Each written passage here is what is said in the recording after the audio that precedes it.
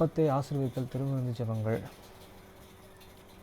நித்திய பிதாவாகிய தேவனே, இந்த அப்பத்தில் பங்கெடுக்கிற யாவருடைய ஆத்துமாக்களுக்காகவும் அவர்கள் உம்முடைய குமாரனுடைய சரீரத்தை நினைவு கூர்தலை புசிக்கவும் அவருடைய ஆவியை அவர்கள் எப்பொழுதும் தங்களுடனே கொண்டிருக்கும்படி உம்முடைய குமாரனுடைய நாமத்தை தங்கள் மீது எடுத்துக்கொள்ளவும் அவரை எப்பொழுதும் நினைவு கூறவும் தங்களுக்கு அவர் கொடுத்திருக்கிற அவருடைய கற்பனைகளை கைக்கொள்ளவும் மனம் உள்ளவர்களாக இருக்கிறார்கள் என்ற நித்திய பிதாவாகிய தேவனே, உம்மிடத்தில் சாட்சி பகிரவும் அதை ஆசீர்வதித்து பரிசுத்தப்படுத்துமாறு உம்முடைய குமாரனாகிய இயேசு கிறிஸ்துவின் நாமத்திலே கேட்டுக்கொள்கிறோம். ஆமென். தண்ணீரை ஆசீர்வதித்தல். நித்திய பிதாவாகிய தேவனே, இந்த தண்ணீரை பானம் பண்ணுகிற அவருடைய ஆத்துமாக்களுக்காகவும் அவர்களுக்காக சிந்தப்பட்ட உமது குமாரனுடைய இரத்தத்தை நினைவு கூர்தலை அவர்கள் இதை செய்யவும் அவருடைய ஆவியை அவர்கள் தங்களுடனே கொண்டிருக்கும்படி அவரை எப்பொழுதும் நினைவு கூறுகிறார்கள் என்று நித்திய பிதாவாகிய தேவனே, உம்மிடத்தில் அவர்கள் சாட்சி பகிரவும் அதை ஆசீர்வதித்து பரிசுத்தப்படுத்துமாறு உம்முடைய குமாரனாகிய இயேசு கிறிஸ்துவின் நாமத்திலே கேட்டுக்கொள்கிறோம். ஆமென்.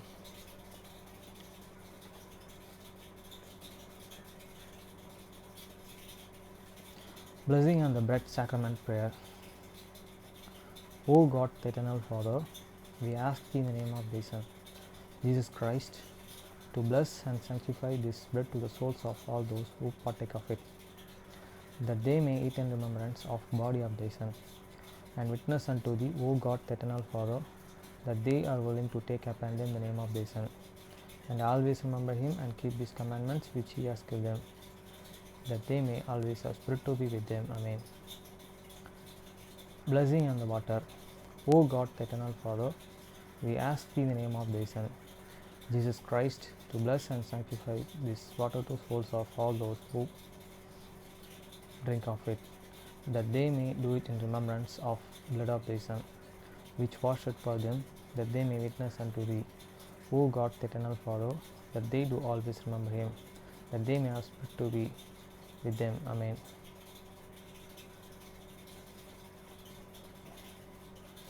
மத்தேயு 6 அதிகாரம் 9 வசனம் முதல் 13 வசனம் வரை. Matthew chapter 6, 9 to 13. நீங்கள் ஜெபம் பண்ண வேண்டிய விதமாவது, பரமண்டலங்களில் இருக்கிற எங்கள் பிதாவே, உம்முடைய நாமம் பரிசுத்தப்படுவதாக. After this manner therefore pray ye, our Father which art in heaven, hallowed be thy name. வசனம் 10. உம்முடைய ராஜ்யம் வருவதாக, உம்முடைய சித்தம் பரமண்டலத்தில் செயல்படுவது போல பூமியிலும் செயல்படுவதாக. Thy kingdom come, thy will be done on earth as it is in heaven. வசனம் 11. எங்களுக்கு வேண்டிய ஆகாரத்தை என்று எங்களுக்கு தாரும். Give us this day our daily bread. வசனம் 12. எங்கள் கடனாளிகளுக்கு நாங்கள் மன்னிக்கிறது போல எங்கள் கடன்களை எங்களுக்கு மன்னியும். And forgive us our debits as we forgive your debtors. வசனம் 13. எங்களை சோதனைக்கு உட்பட பண்ணாமல் தீமையின்றி எங்களை ரட்சித்துக் கொள்ளும். ராஜ்யம், வல்லமை, மகிமை என்றென்றைக்கும் உம்முடையதே. ஆமென் என்பதே. And lead us not the temptations, but deliver us from the evil. For thine is the kingdom and the power and the glory forever. Amen.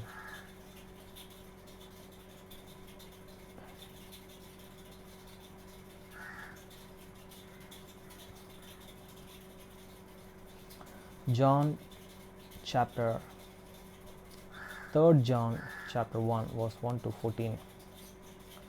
வசனம் 1.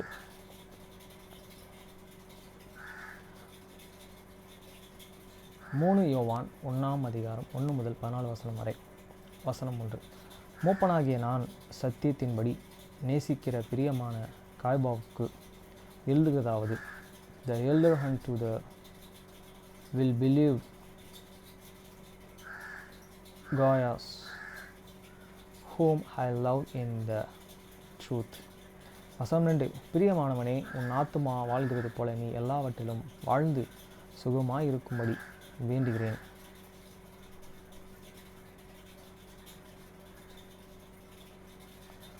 இது நேற்று படிச்சுட்டேன். இன்றைக்கி நான் படிக்க வேண்டியது ஒரே நிமிஷம்.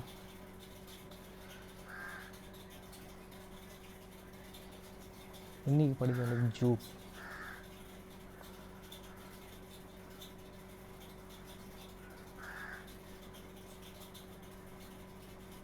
ரெவல்யூஷன் ஸ்கூலில் நம்ம என்ட்ரு ஆகிறோம்.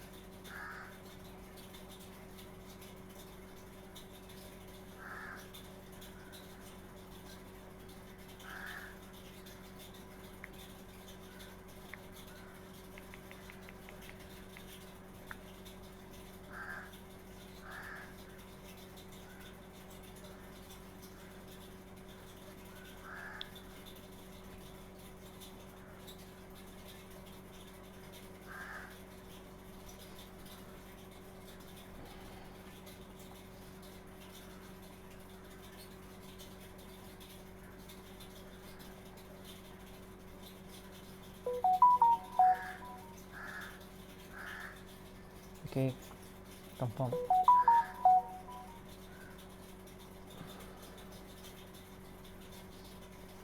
ஜூட் முடிச்சுட்டு ரெவலேஷன் ஸ்கூலில் என்ட்ரு ஆகிறோம். ஜூடுக்கு வந்து தமிழில்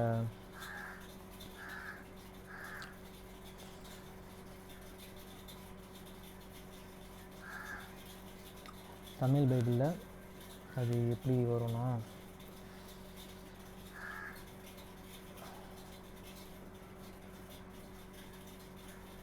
ஒன் செகண்ட்,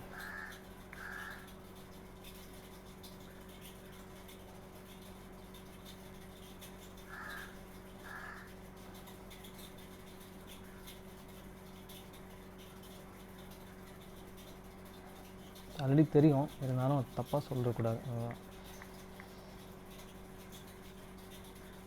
அதை நம்ம கரெக்டாக சொல்லணும்ல. ஸ்பெல்லிங்கோட எனக்கு தெரிஞ்சு சொல்கிறேன், அது யூதான்னு வரும். அப்படியே தமிழில் பார்ப்போம்.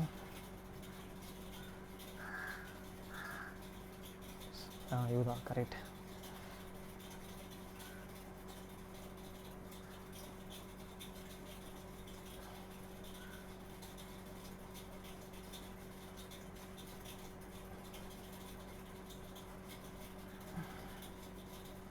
யூதான்றவர், யூதா கோத்திரம்ன்றது யோசேப்பை வந்து அந்த குழியிலேருந்து தூக்கி விட்ருப்பாங்க. அந்த மனுஷன் இரக்கம் காட்டுவார். அந்த கோத்திரத்துலேருந்து தான் ஜீசஸ் கிரைஸ்ட் வர்றார்.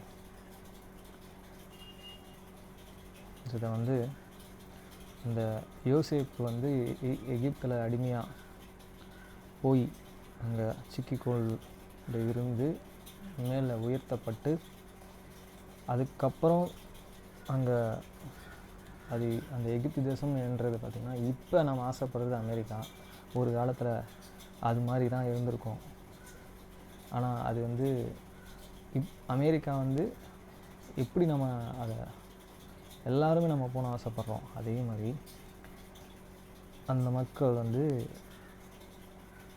கடவுள் வாக்குத்தத்தம் பண்ணப்பட்ட தேசத்துக்கு கூட்டுப்பாரான்னு சொன்னால் கூட அவங்க நம்ப அது அவங்களுக்கு பிடிக்காமல் திருப்பியும் வாக்குத்தத்தம் பண்ணப்பட்ட தேசத்தில் அமர்த்தினா கூட அவங்க திரும்பியும் எகிப்துக்கு போனாங்க.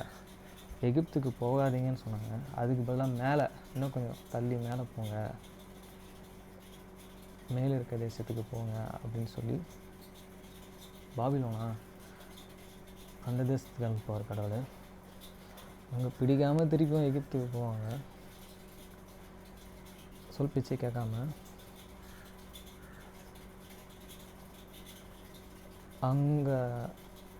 அங்கே இருந்து திருப்பியும் வாக்குத்தத்தம் பண்ணப்பட்ட தேசத்துக்கே வந்து வாழ்வாங்க. அதான் இஸ்ரேல். கடவுள் சொல்கிறது நம்ம கேட்கணும் அப்படின்றது வந்து இதில் தெளிவாக தெரியுது. இது நம்ம கேட்கலாம், எப்படி இருந்தாலும் அந்த இடத்துக்கு தான் வந்து ஆகணுன்றதும் அங்கே சொல்கிறாரு. அதை தெளிவுபடுத்துகிறாரு. என் மனசில் என்ன தோணுதுன்னா, என்ன அண்ணா நகருக்கு போங்க அப்படின்றாங்க, நான் போக மாட்டேன்றேன். ஆனால் அண்ணா நகருக்கு நான் ஏன் போகலன்ற காரணமும் இருக்குது. அதுக்கு பதிலாக எங்கள் ஏரியாலேயே ஒரு பிரான்ச் வந்ததுன்னா நான் அங்கே போய்க்கிறேன் அப்படின்னு சொன்னேன். இதுதான் நான் சொல்லியிருக்கேன். சரிங்களா? சரி, பைபிளில் என்ன போட்டிருக்குதுன்னு நம்ம யூதாவை பற்றி பார்ப்போம்.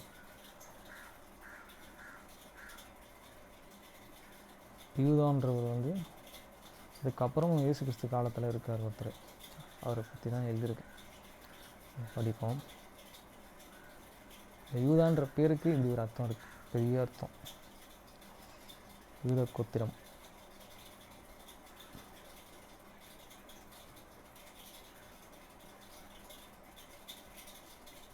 Sacrifice பண்ணப்படுறாரு.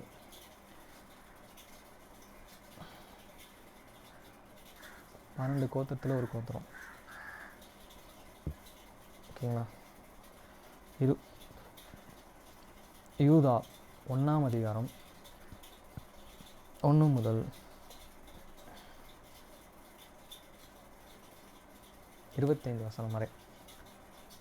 Job chapter 1 verse 1 to 25. verse 1.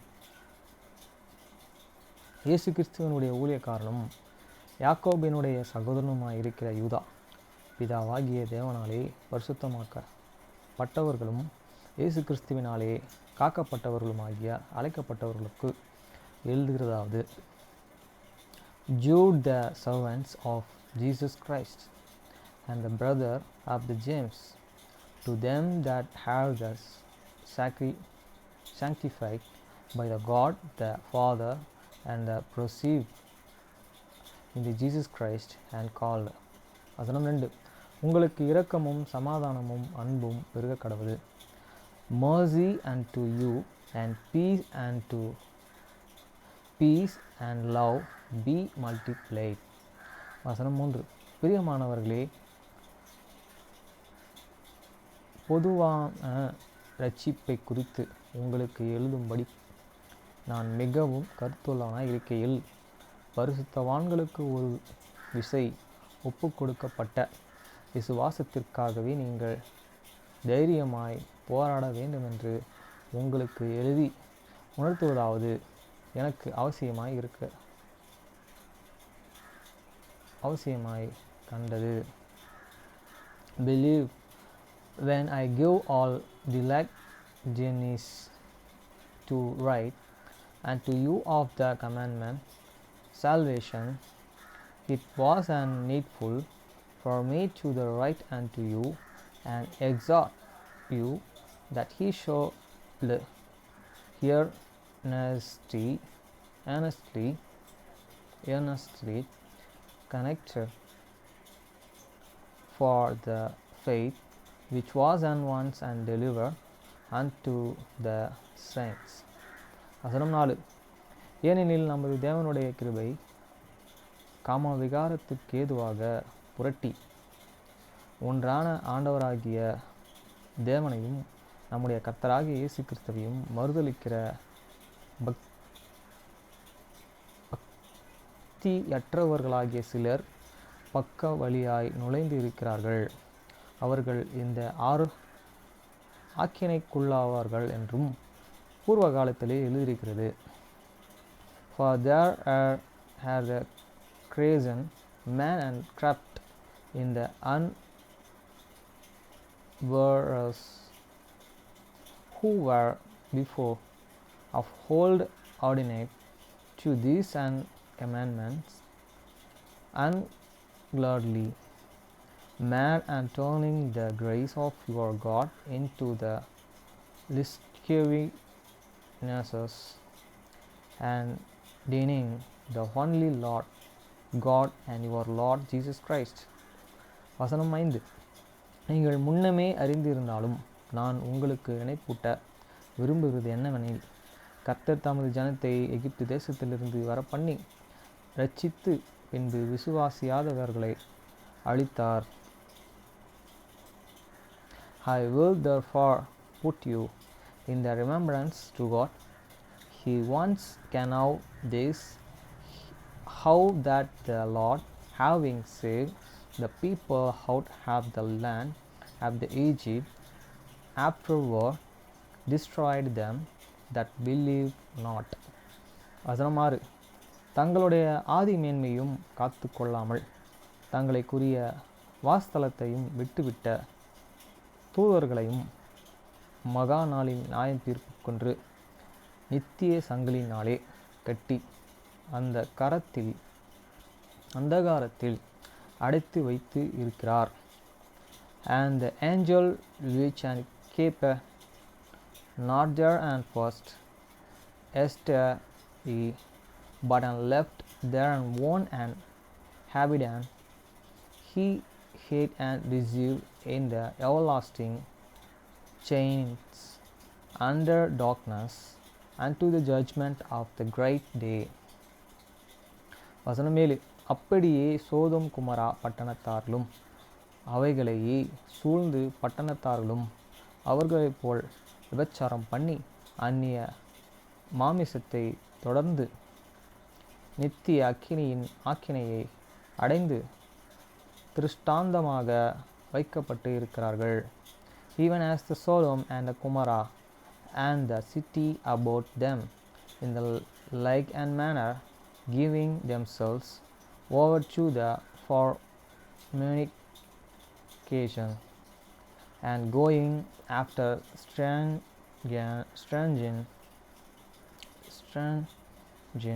flesh, are set forth for an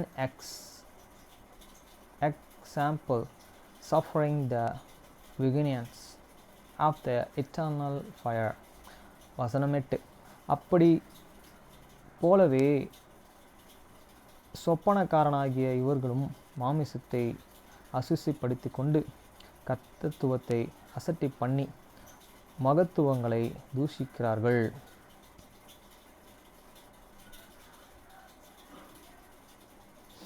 Likewise, and also these filthy dreamers defy the flesh, despise dimension, and speak evil of the dignities.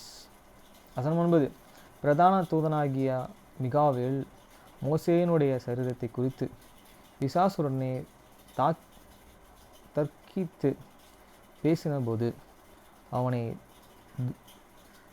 தூஷணமாய் குற்றப்படுத்தினாமல் கர்த்தர் உன்னை கடிந்து கொள்வாராக என்று சொன்னான்.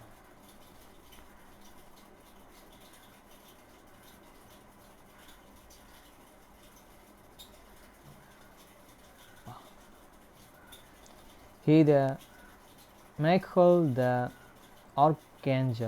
archangel, when connecting with the devil, he disputed about the body of the Moses, durst not and bring against him a relaying accusation, but and said, the Lord rebuke thee.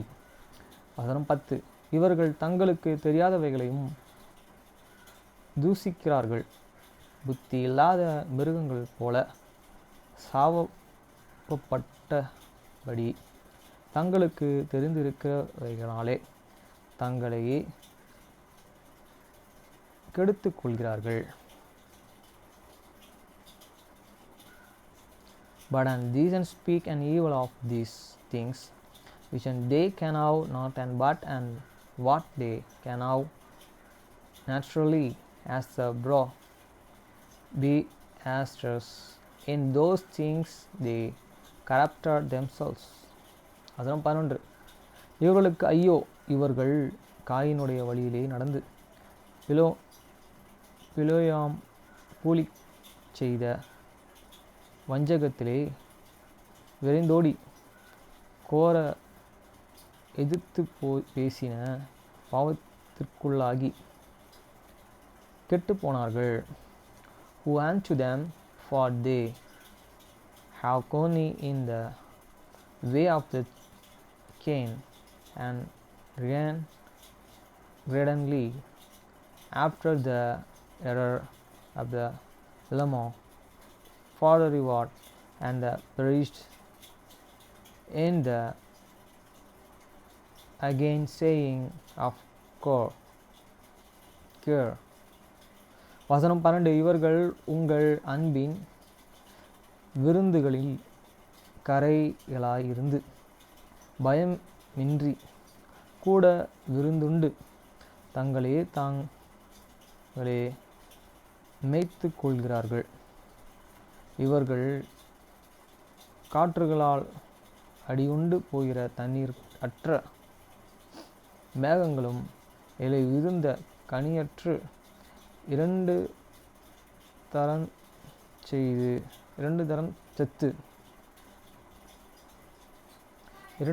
செத்து வேறற்று போன மரங்களும். Those had the spots in you are the feasters, have the charity when they and feast with you and feeding themselves without fire, cloud, and they are without water, carried about after winds. Their ears, whose fruity without twins dead, plucked up by the roots. வசனம் 13. தங்கள் அவமானங்களை துரை தள்ளுகிற அமளியான கடல்களும் மார்க்கம் தப்பி அலைகிற நட்சத்திரங்களுமாய் இருக்கிறார்கள். இவர்களுக்காக என்றென்றைக்கும் காரிருள் வைக்கப்பட்டு இருக்கிறது. Regain waves of the sea, foaming out their own shame, wanderings and straws, to whom is received the blackness of the darkness for the ever. வசனம் 14. ஆதி முதற்கு 7 தலைமுறையான ஏனோக்கு வரையிலாய் குறித்து, இதோ எல்லோருக்கும் நியாயத்தீர்ப்பு கொடுக்கிறதற்கும் அவர்களில் அவபக்தி உள்ளவர்கள் யாவரும் அவபக்தியாய் செய்து வந்த சகல அவபக்தியான கிரியைகளின் நிமித்தமும், and Enoch also, the seventh from Adam, prophesied of this, saying, and behold, the Lord cometh with 10,000s of these saints. வசனம் 15. தமக்கு விரோதமாக அவபக்தி உள்ள பாவிகள் பேசின கடின வார்த்தையை காலற்றவரின் நிமித்தம் அவர்களை கண்டிக்கிறதுக்கு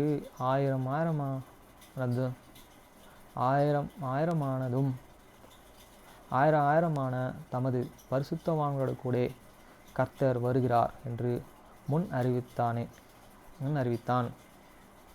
To execute judgment upon all, and to the convince all that are the ungodly among them of all the godly deeds which they have the ungodly commandments, and of all their hearts subside, which an ungodly sinner who speak against him. வசனம் 16. இவர்கள் முறுமுறுக்கிறவர்களுக்கும் முறையிடவர்களும் தங்கள் இச்சைகளின்படியே நடக்கிறவர்களுமாயிருக்கிறார்கள். இவர்களுடைய வாய் இருமாப்பானவைகளுமாய் பேசும். தற்பொழிவுக்காக முகஸ்துதி செய்வார்கள். These are the murmurers, complainers, walking after their own lusts, and their own mouth speaketh great slaving words, having the minds and persons in the administration because of the advantage. அதனும் 17. நீங்கள் பிரியமானவர்களே, நம்முடைய கர்த்தராகிய இயேசு கிறிஸ்துவின் அப்போஸ்தலர்களால் முன் சொல்லப்பட்ட வார்த்தைகளையும் நினைவு கூறுங்கள். But believe, remember ye the words which were spoken before of the apostles of your Lord Jesus Christ. வசனம் 18. கடைசி காலத்திலே தங்கள் துன்மார்க்கமான இச்சைகளின்படி நடக்கிற பரியாசக்காரர்கள் தோன்றுவார்கள் என்று உங்களுக்கு சொன்னார்களே. How that they told and you their soul be and mockers in the last time, who shall and walk after their own ungodly lusts. வசனம் 19. இவர்கள் பிரிந்து போகிறவர்களும் ஜென்ம சுவாபத்தார்களும் ஆவி இல்லாதவர்களுமே, those and be they who separated themselves, sin so having not the Spirit. வசனம் 20. நீங்களே பிரியமானவர்களே, உங்கள் மகா பரிசுத்தமான விசுவாசத்தின் மேல் உங்களை உறுதிப்படுத்தி கொண்டு பரிசுத்த ஆவிக்குள் ஜெபம் பண்ணி, but he believe, building up yourselves and you are the most holy faith, praying in the Holy Ghost. வசனம் 21. தேவனுடைய அன்பிலே உங்களை காத்து கொண்டு நித்திய ஜீவனுக்கு ஏதுவாக நம்முடைய கர்த்தராகிய இயேசு கிறிஸ்துவினுடைய இரக்கத்தை பெற காத்திருங்கள். Keep yourselves in the love of God, looking for the mercy of Lord Jesus Christ unto eternal life. வசனம் 22. அல்லாமலும் நீங்கள் பகுத்தறிவு உள்ளவர்களாயிருந்து சிலருக்கு இரக்கம் பாராட்டி சிலரையே அக்கினியில் இருந்து இழுத்துவிட்டு பயத்துடனே ரட்சித்து, and after some have the compulsion, making a difference. வசனம் 23. மாமிசத்தால் கரைப்பட்டு இருக்கிற வஸ்திரத்தையும் வெறுத்து தள்ளுங்கள். And others saves with fire, pulling them out of the fire, hating even the garments subtracted by the flesh. வசனம் 24. வலுவாதபடி உங்களை காக்கவும் தமது மகிமையுள்ள சந்நிதிதானத்திலே மிகுந்த மகிழ்ச்சியோடு உங்களை மாசற்றவர்களாய் நிறுத்தவும் வல்லமை உள்ளவரும், now unto him that is able to keep you from feeling and to the presence you faultless before the presence of his glory with the exceeding joy. வசனம் 25. தாம் ஒருவரே ஞானம் உள்ளவராகிய நம்முடைய இரட்சகரான தேவனுக்கு கனமும் மகத்துவமும் வல்லமையும் அதிகாரமும் இப்பொழுது எப்பொழுதும் உண்டாவதாக. ஆமென். To the only which God you are the Savior, be the glory and the majesty and dimension and the power both now and ever. Amen. எவ்வளோ தெளிவாக சொல்லிட்டாரு. சரி, ஜூதாவை பற்றி நம்ம பார்ப்போம். New testament Judah.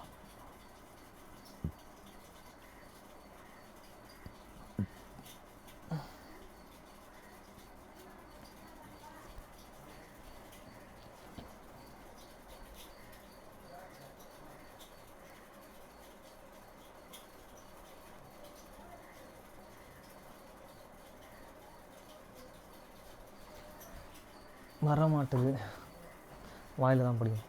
யூதா என்பது இயேசுவின் சகோதரரால் எழுதப்பட்ட ஒரு புதிய ஏற்பாட்டின் புத்தகமாகும். அதில் அவர்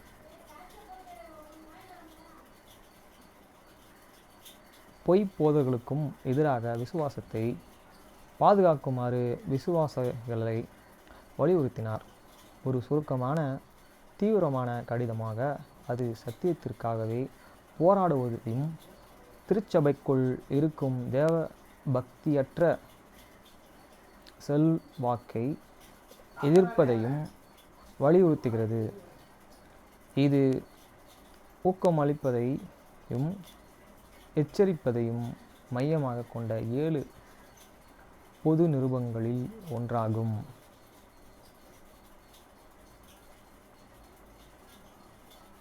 முக்கிய விவரங்கள். எழுதியவர் யூதா தன்னை ஒரு அப்போஸ்தலனாக அல்ல, மாறாக இயேசு கிறிஸ்துவின் ஊழியக்காரராகவும் யாக்கோபின் சகோதரராகவும் அடையாளப்படுத்தி கொள்கிறார். அடையாளம்: இவர் இயேசுவின் சகோதரர் என்றும் ஒரே வீட்டில் வளர்ந்தவர் என்று பொதுவாக அறியப்படுகிறது.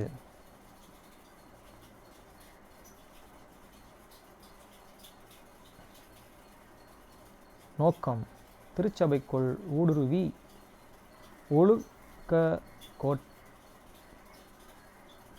குற்றச்சாட்டை பரப்பி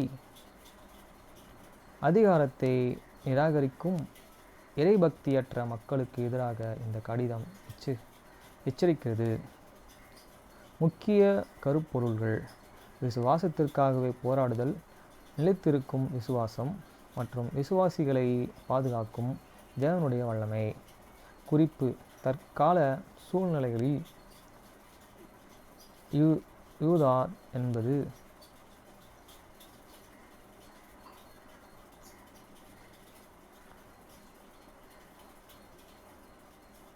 அவரு நியூ டெஸ்ட்மெண்ட், நம்ம ஓல்ட் டெஸ்ட்மெண்ட்லேருந்து பார்த்தோம்னா இந்த குழியில் போட்டுலாம் அவரை வித்துடலாம் அப்படின்னு சொல்லி யோசேப்பை சொல்லுவாங்க. அவர் இதுதான் வலியுறுத்துவார். இன்னொருத்தர் என்ன சொல்லுவார்னா அவரை சாவடிச்சிடலாம் அப்படின்னு சொல்லுவாங்க. இது பழைய ஏற்பாட்டில் இது வருது. என்ன சொல்லனா, ரெண்டு வழி தான். நம்ம தெரிஞ்சு போய் விழ முடியாது. அந்த வழியில் தெரிஞ்சுக்கிட்டோன்னா அதை தப்பிச்சுக்கணும்.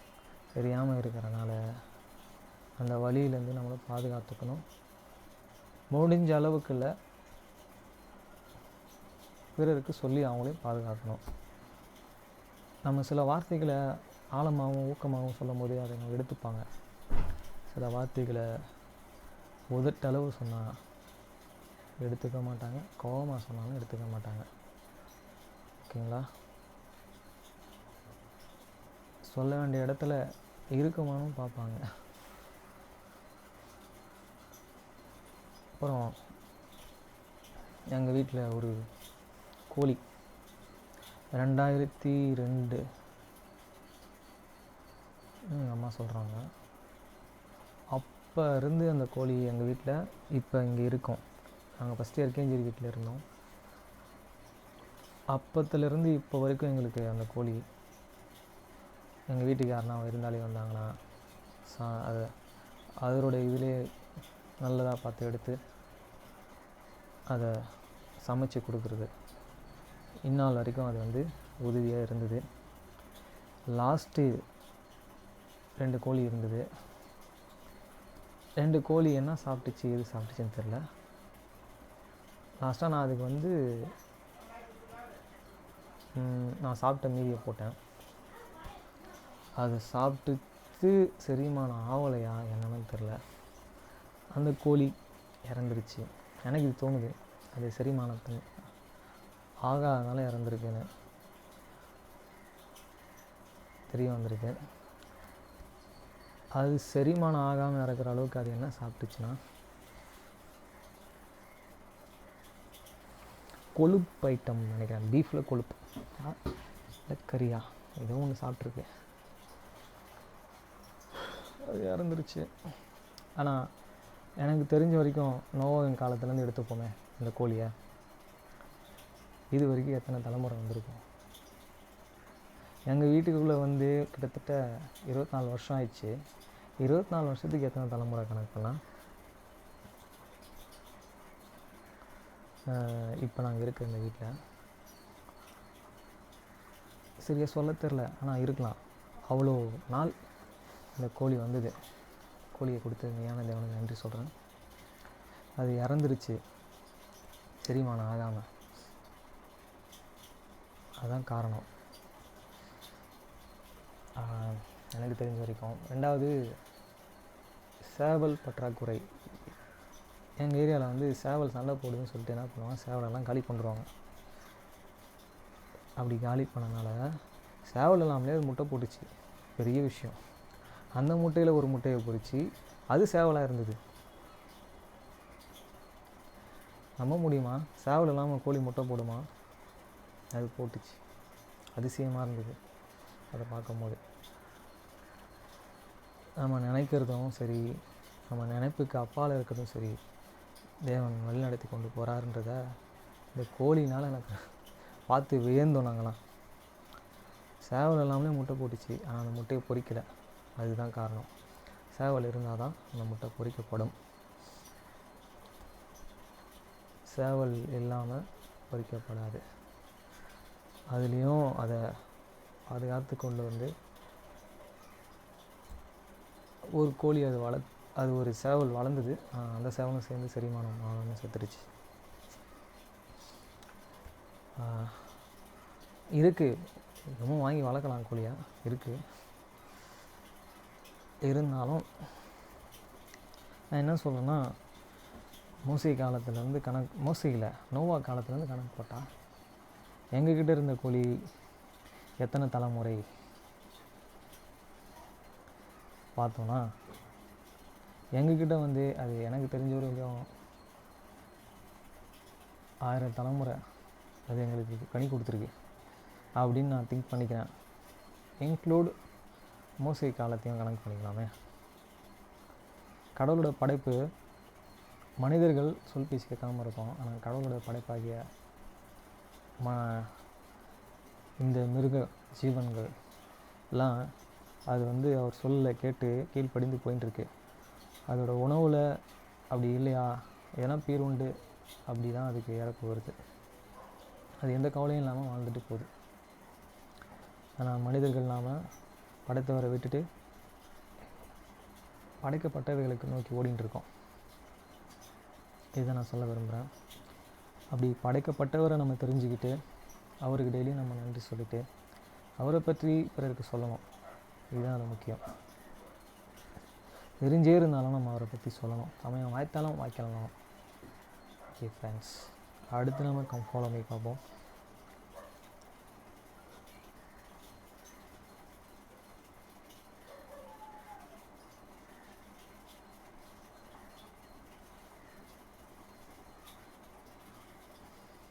இது ஆங்கிலத்தில் போட்டு போகணும்ல, தமிழில் ரீட் ஆக மாட்டேது, ஆங்கிலத்தில் ரீட் ஆகும்ல.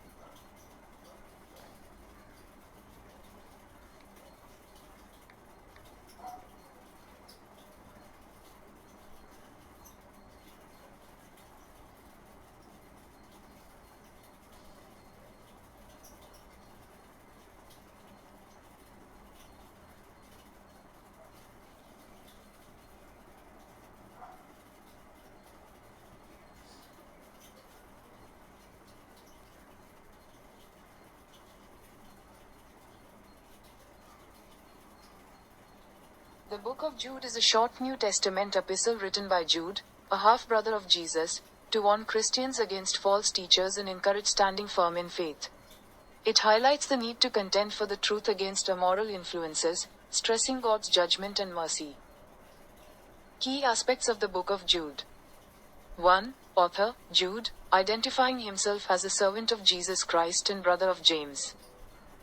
2. Purpose, to combat false teachers who had secretly slipped in and were encouraging immoral, selfish behavior.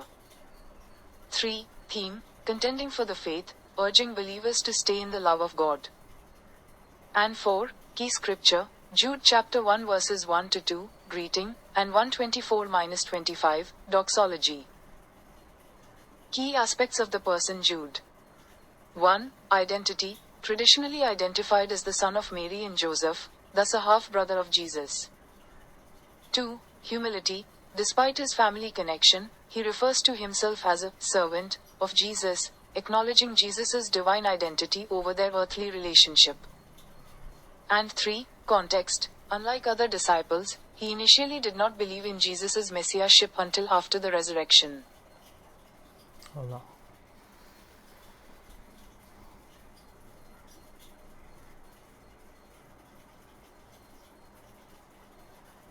ஆனால் தமிழில் ரீட் ஆக மாட்டுது கூகுள், ஏன்னு தெரில. ஓகே ஃப்ரெண்ட்ஸ், இப்போ கம் ஃபாலோ மீ.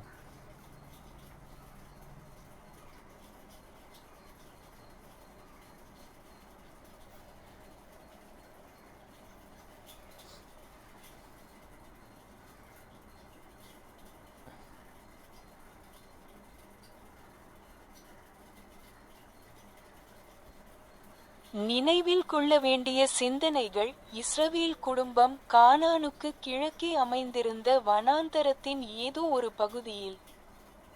யாக்கோபு தன் இரட்டை சகோதரனான ஏசாவை சந்திக்கவிருந்த தருணத்தை மிகுந்த பதற்றத்துடன் எதிர்பார்த்து காத்திருந்தார்.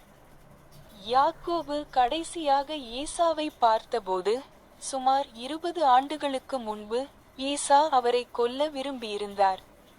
யாக்கோபு அந்த இரவு முழுவதும் கடவுளிடமிருந்து ஆசீர்வாதம் பெற வேண்டி ஒரு போராட்டத்திலேயே கழித்தார். யாக்கோபின் விசுவாசம், விடாமுயற்சி மற்றும் உறுதி ஆகியவற்றின் விளைவாக கடவுள் அவருடைய ஜெபங்களுக்கு பதிலளித்தார். அந்த இரவில் யாக்கோபின் பெயர் இஸ்ரவேல் என்று மாற்றப்பட்டது. இப்பெயருக்கு மற்ற அர்த்தங்களோடு சேர்த்து அவர் கடவுளோடு போராடி வெல்கிறார் என்றும் பொருள்படும். ஆதியாகமம் 32:28. அப்பொழுது அவர், உன் பெயர் இனி யாக்கோபு எண்ணப்படாமல் இஸ்ரவேல் எண்ணப்படும், ஏனெனில் நீ தேவனோடும் மனிதரோடும் போராடி ஜெயித்தாய் என்றார். அடிக்குறிப்பு பி. வேதாகமத்தில் இஸ்ரவேல் என்ற பெயர் இடம்பெறுவது இதுவே முதல் முறையாகும். மேலும் இப்பெயர் வேதாகமம் முழுவதிலும் வரலாறு முழுவதிலும் தொடர்ந்து நிலைத்திருக்கிறது. வெகு விரைவில் இப்பெயர் ஒரு தனி மனிதரை மட்டும் குறிக்காமல் அதற்கும் மேலான ஒன்றை குறிக்கத் தொடங்கியது. இஸ்ரவேலுக்கு 12 மகன்கள் இருந்தனர். அவர்களுடைய சந்ததியினர் அனைவரும் கூட்டாகச் சேர்ந்து இஸ்ரவேல் குடும்பம், இஸ்ரவேல் கோத்திரங்கள், இஸ்ரவேல் புத்திரர் அல்லது இஸ்ரவேலர் என்று அழைக்கப்பட்டனர். வரலாறு முழுவதிலும் இஸ்ரவேல் புத்திரர் இஸ்ரவேலின் 12 கோத்திரங்களில் ஒன்றிலிருந்து தாங்கள் வந்தவர்கள் என்பதற்கு மிகுந்த முக்கியத்துவம் அளித்தனர். அவர்களுடைய வம்சாவளி என்பது கடவுளோடு அவர்கள் செய்து கொண்ட உடன்படிக்கையின் அடையாளத்தில் ஒரு முக்கிய அங்கமாக திகழ்ந்தது. அப்போஸ்தலனாகிய பவுல் தான் பென்யமீன் கோத்திரத்தைச் சேர்ந்தவன் என்று பிரகடனப்படுத்தினார். ரோமர் 11:1. அப்படியானால் தேவன் தம்முடைய ஜனங்களை கைவிட்டுவிட்டாரோ என்று கேட்கிறேன். அப்படியல்லவே. நானும் ஆபிரகாமின் சந்ததியில் பென்யமீன் கோத்திரத்தைச் சேர்ந்த ஓர் இஸ்ரவேலனே. லேகி தன் மகன்களை எருசலேமுக்கு அனுப்பி அந்த பித்தளை ஏடுகளை மீட்டு கொண்டு வருமாறு பணித்ததற்கான ஒரு காரணம் என்னவென்றால், அந்த ஏடுகளில் அவருடைய முன்னோர்களின் வம்சாவளி இடம்பெற்றிருந்ததுதான். 1 நேபி 5:14. அப்பொழுது என் தகப்பனாகிய லேகி அந்த பித்தளை ஏடுகளில் தம்முடைய முன்னோர்களின் வம்சாவளியையும் கண்டார்.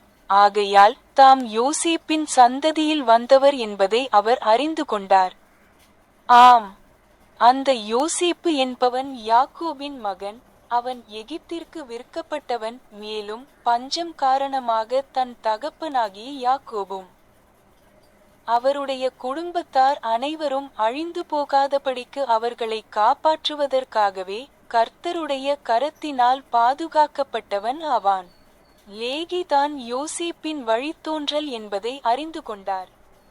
இஸ்ரவேல் வம்சத்துடனான தங்கள் தொடர்பை பற்றிய அவரது வழித்தோன்றல்களின் புரிதல் அதை தொடர்ந்த ஆண்டுகளில் அவர்களுக்கு மிகவும் முக்கியமானதாக அமைந்தது.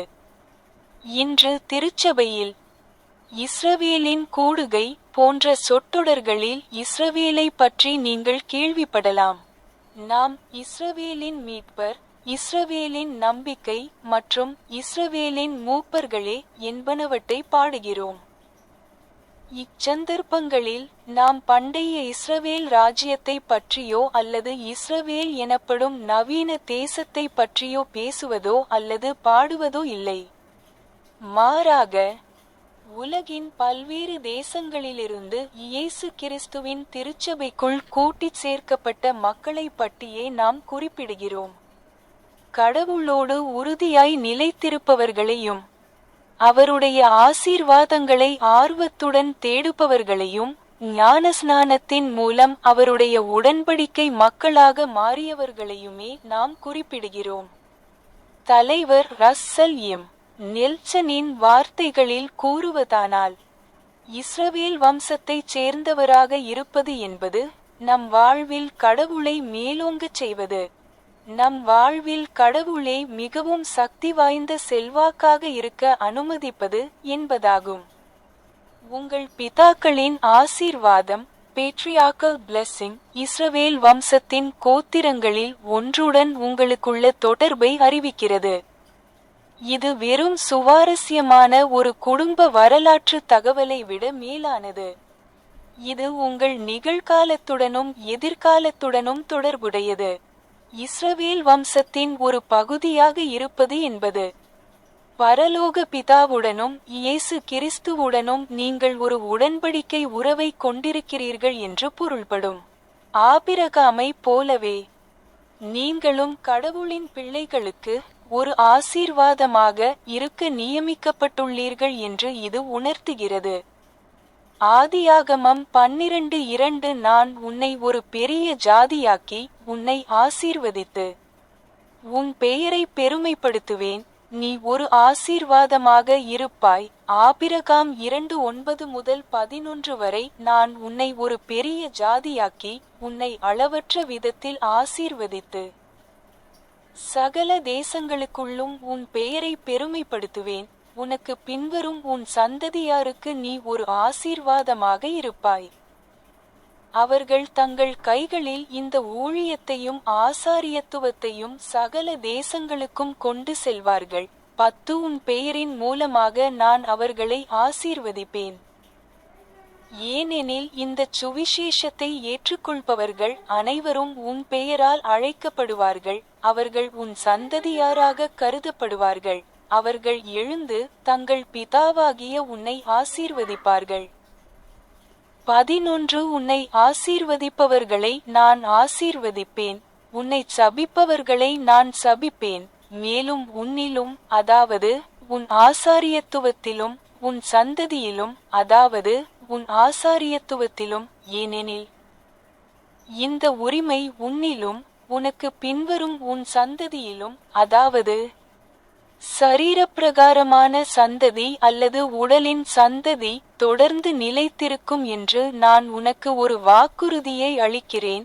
பூமியில் உள்ள சகல குடும்பங்களும் ஆசீர்வதிக்கப்படுவார்கள். ஆம், சுவிசேஷத்தின் ஆசீர்வாதங்களாலும் இரட்சிப்பின் ஆசீர்வாதங்களாலும் நித்திய ஜீவனின் ஆசீர்வாதங்களாலும் ஆசீர்வதிக்கப்படுவார்கள்.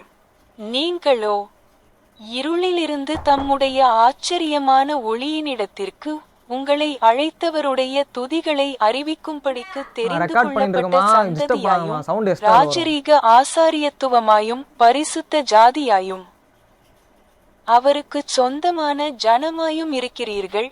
1 பேதுரு 2:9 நீங்களோ இருளிலிருந்து தம்முடைய ஆச்சரியமான ஒளியினிடத்திற்கு உங்களை அழைத்தவருடைய துதிகளை அறிவிக்கும்படிக்கு தெரிந்து கொள்ளப்பட்ட சந்ததியாயும் ராஜரீக ஆசாரியத்துவமாயும் பரிசுத்த ஜாதியாயும் அவருக்கு சொந்தமான ஜனமாயும் இருக்கிறீர்கள்.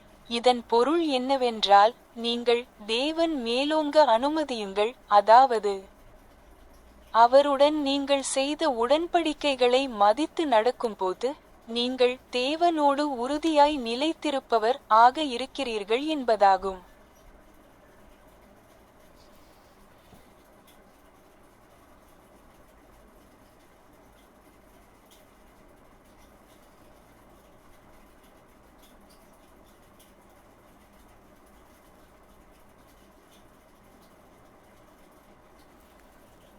Thoughts to keep in mind: the house of Israel somewhere in the wilderness east of Canaan, Jacob nervously awaited an encounter with his twin brother, Esau. The last time Jacob had seen Esau, about 20 years earlier, Esau wanted to kill him. Jacob spent all night in a wrestle, seeking a blessing from God.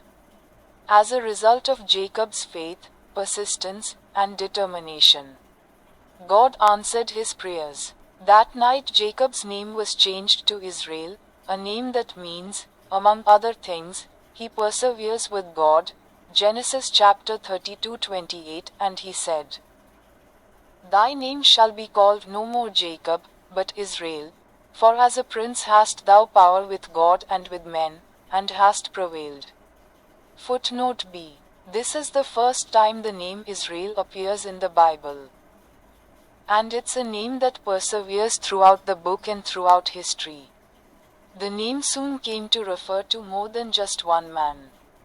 Israel had 12 sons, and their descendants were collectively known as the House of Israel, the Tribes of Israel, the Children of Israel, or the Israelites.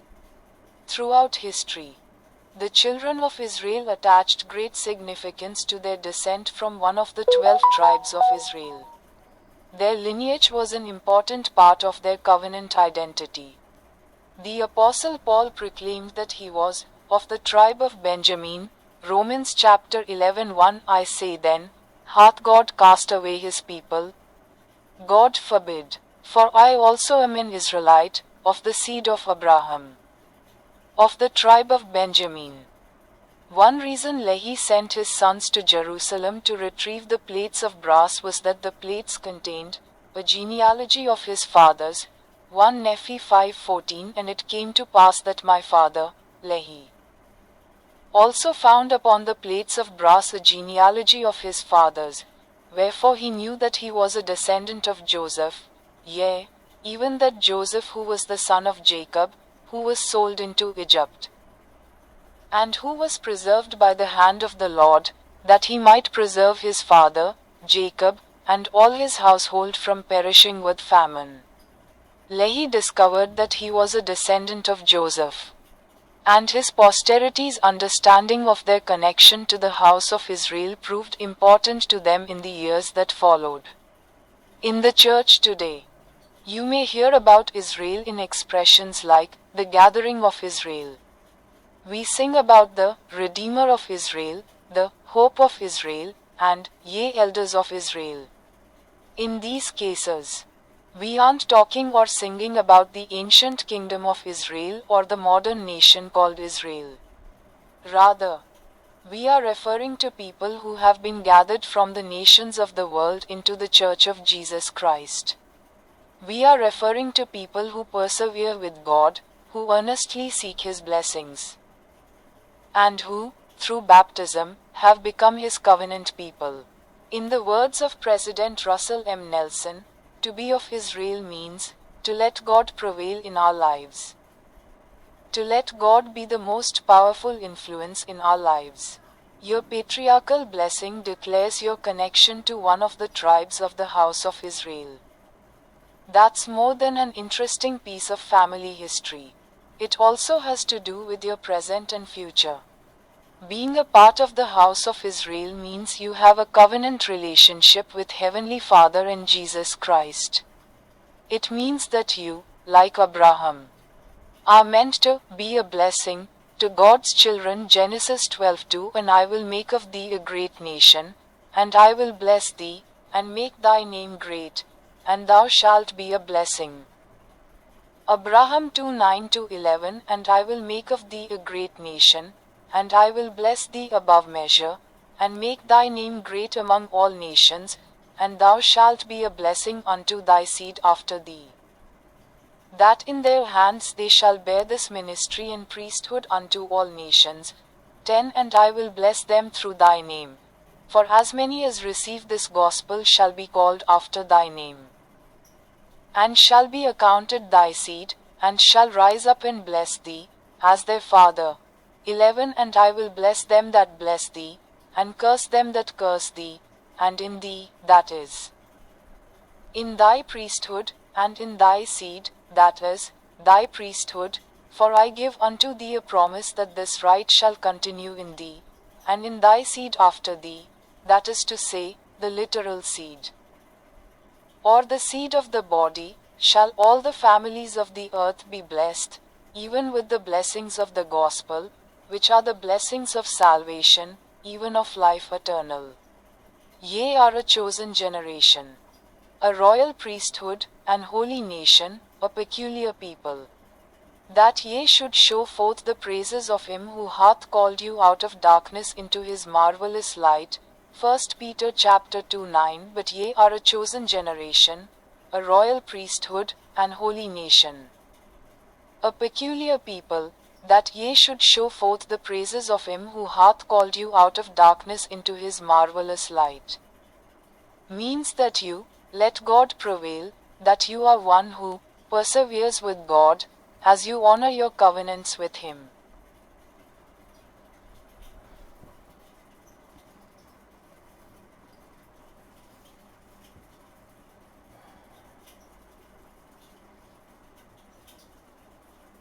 from Piano Books. Flat குறியீட்டுடன் கூடிய தினசரி பயிற்சிகள். பின்வரும் பயிற்சிகளை நீங்கள் முழுமையாக கற்கும் வரை வாசியுங்கள். சீராகவும் மென்மையாகவும் உறுதியாகவும் வாசியுங்கள். ஒவ்வொரு விரலையும் உயரமாக தூக்கி விசையை தட்ட வேண்டும் என்பதை நினைவில் கொள்ளுங்கள். உங்கள் மணிக்கட்டுகளை உயரமாக விசைகளிலிருந்து விலகியவாறு, ஆனால் உங்கள் முன்னங்கைக்கு இணையாக இருக்குமாறு வைத்துக் கொள்ளுங்கள். ஒவ்வொரு நாளும் வாசிப்பு வேகத்தை டெம்போ சிறிது சிறிதாக அதிகரிக்கவும். வலது கை இடது கை பக்கம் 69 கற்க வேண்டிய கீதம். பின்வரும் கீதத்தை நீங்கள் நன்கு கற்கும் வரை பயிற்சி செய்யுங்கள். பக்கம் இறைவனின் கட்டளைகள் எத்துணை மென்மையானவை. ஒன்று, இந்த கீதத்தை இடது கையால் மட்டுமே வாசியுங்கள். 2, நீங்கள் வாசிக்கும் போதே அதன் வரிகளை பாடுங்கள். பக்கம் 70.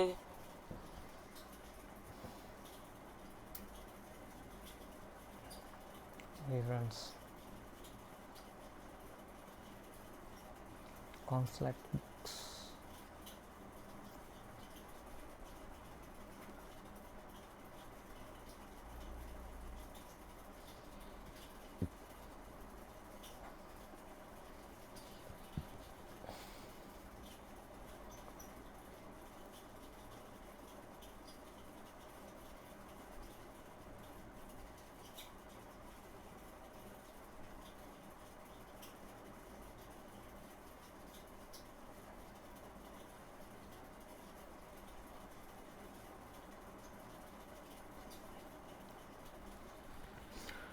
ஒரு பகுதி 1. ஒரு குன்றின் மீதான நகரம். நினைவு சின்னங்களாயும் கடந்த கால ஞானத்தையும் அவமதிப்பதை இக்காலத்தில் கோலாச்சும் முட்டாள்தனங்களில் ஒன்றாகவும் சரியாக கருதலாம். அதற்கு கர்வமும் சாம்பலும் சமமாக பங்களித்துள்ளன. Samuel Johnson. மன்னிப்பு கிறிஸ்டோபர் கொலம்பஸ் எழுதியது.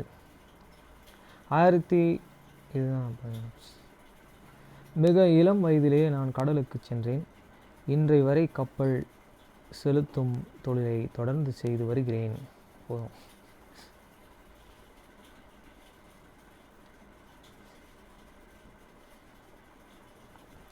தர்கூட் மார்ஷல் ஜூனியர். அன்புள்ள நீதிபதி பைரேயர், ஒரு முறை நான் வாக்குச்சாவடியில் கண்ணீர் சிந்தினேன். என் தந்தையின் கடைசி பதவி காலத்தின் போது அவர் கொண்டு வந்த மனுவின் பேரிலே உச்ச நீதிமன்ற நீதிபதியாக நான் அப்பொழுதுதான் பதவியேற்று இருந்தேன். லைன்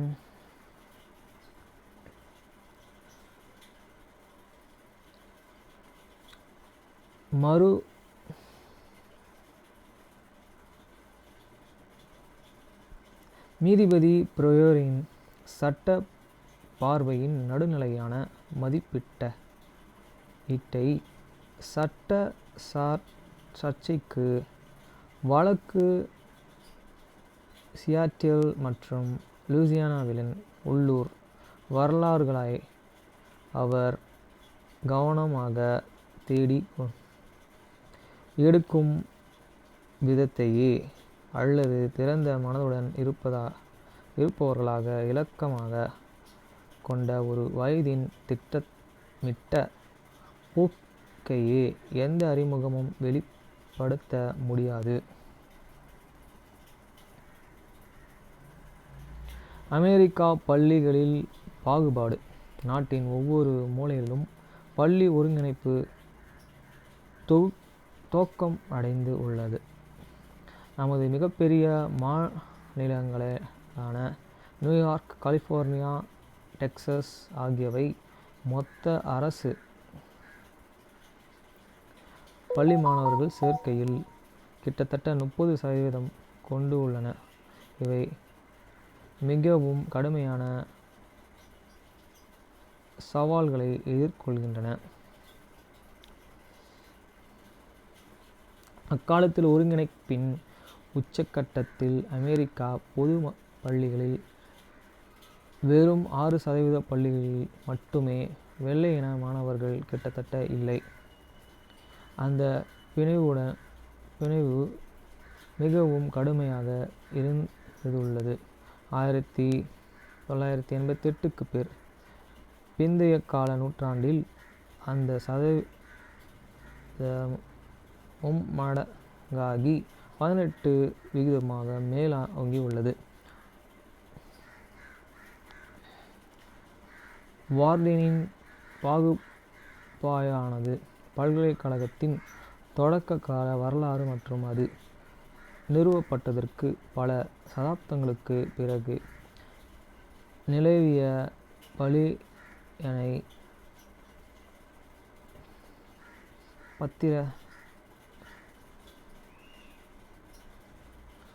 பத்திர எதிர்ப்புகள் ஆகியவற்றை வேரூன்றியுள்ளது. முதலில் ஜெஃபர்சனின் வர்ஜீனியா பல்கலைக்கழகத்தின் மாதிரியாக கொண்ட உருவாக்கப்பட்ட தற்போதைய கிழக்கு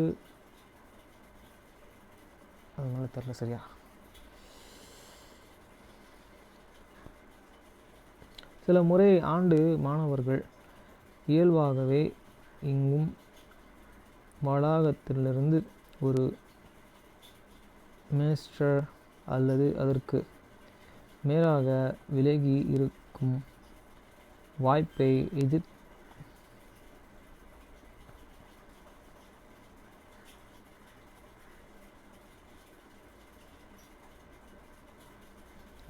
எதிர்த்தனர். டியூக் பல்கலைக்கழக ஸ்ப்ரோட்டி தளத்தில், அதாவது டியூக்கை மையமாக கொண்ட ஒரு ஆன்லைன் சமூகம், புதிதாக சேரும் முதலாம் ஆண்டு மாணவரின் பெற்று என்று அடையாளம் காணப்பட்ட ஒருவர் வெவ்வேறு கூறினார். அடுத்த சில மாதங்களில் மற்றும் இடங்களிலும் விட டியூக் பல்கலைக்கழகம் மிகவும் சிறப்பாக செயல்பட்டது. வளாகத்தில் உணவருந்துவது என்பது நண்பர்களுடன் கூடி பழகும் அனுபவத்தின் ஒரு அடிப்படை அம்சமும் மரபுசார ஞான சித்தாந்தமும் தனிப்பட்ட உறவுகளும் தலைவர் தேர்தலில் குறித்த அறிஞர்களும் பார்வையாளர்களும் உண்மையாகவே ஏற்றுக்கொண்டவற்றில் பெரும்பான்மையான செல்வாக்குமிக்க இரண்டு அரசியல்களின் ஆராய்ச்சியில் இருந்து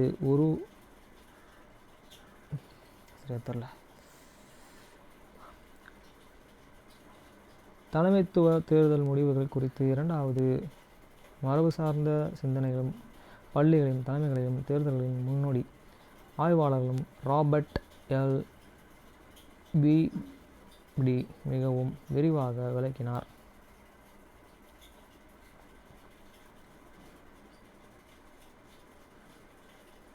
தனிப்பட்ட ஒரு கருதுகோளும் ஏன் அப்படி இருக்கு சரியாக தெரிய மாட்டேதுன்னா பிளாங்க் ஆயிடுச்சு, பிளாங்காக இருக்கு.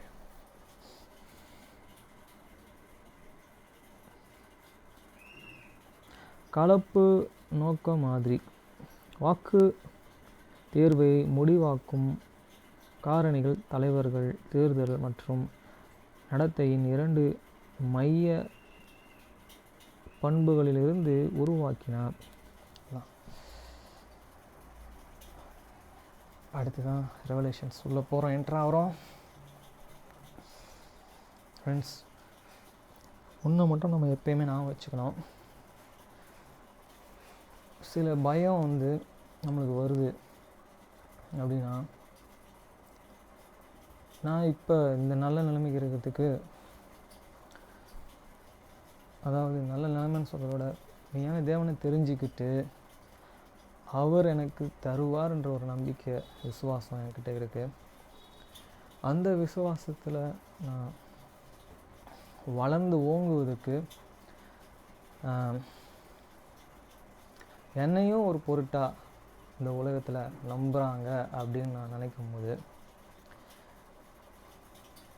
இப்போ தான் நான் தெரிஞ்சுக்கிட்டேன் ஞான தேவன் இருக்கார். அப்போ தான் இன்னொன்று எனக்கு ஒரு பயம் ஒன்று வந்தது. வேதத்தை படிச்சுட்டே வரும்போது என் உள்ளுணர்வுகள் இதை பண்ணுன்னு தான் கடவுள் சொன்னார். அதை படிச்சுட்டே வந்துட்டு இருக்கும்போது புதிய ஏற்பாடில் உள்ளே வரும்போது இதை பண்ணாமல் இருக்கவங்க யார் அப்படின்றத சொல்கிறாரு. அப்படின்னா அப்படி நம்ம இருக்கக்கூடாது, அப்படிப்பட்டவங்களாம் நம்ம இருக்கக்கூடாதுன்றது தான் இதில் முக்கியத்துவம் படுத்தப்படுது. இப்படிப்பட்டவர்கள்லாம் யார்?